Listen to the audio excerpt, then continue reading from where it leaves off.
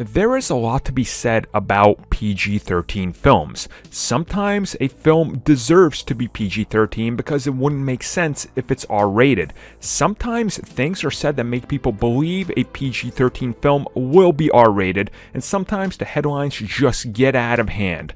Let's talk about Doctor Strange, PG-13, R-rated, and the backlash that it got for no reason.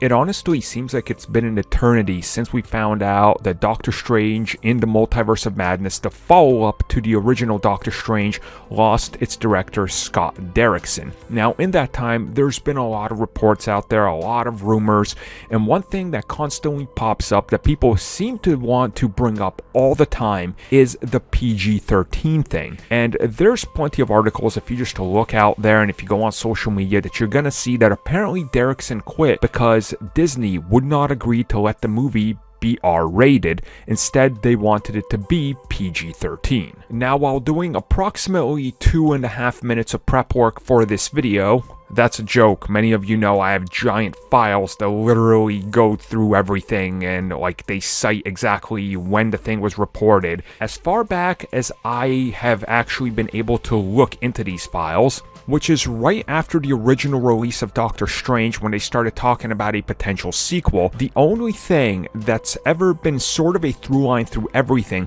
was taking a darker approach to the sequel while also potentially having Nightmare be the villain.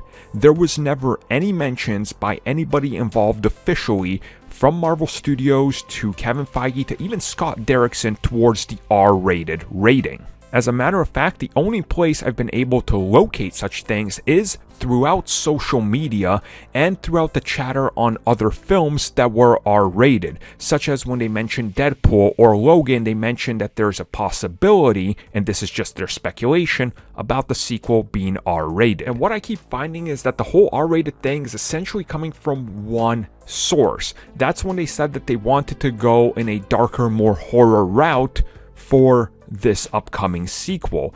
Now, again, it's never explicitly stated that it's R-rated, and if we just look at R-rated films out there, and even if we look at PG-13 films, there is horror done on both of these levels. So I think it was just kind of the notion that people were expecting something that they weren't gonna get.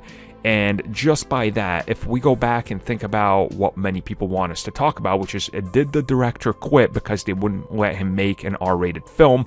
Let me ask you this question then. Why would he stay on and be working on this film since 2016 for 4 years of his life if he knew they weren't going to let him make an R-rated film? Now remember, at one time, it was heavily rumored that Black Widow could be R-rated. People were convinced it could be. Again, it wasn't. MCU films are going to be all PG-13. Deadpool, when he eventually crosses over, will be the exception to this, which they confirmed.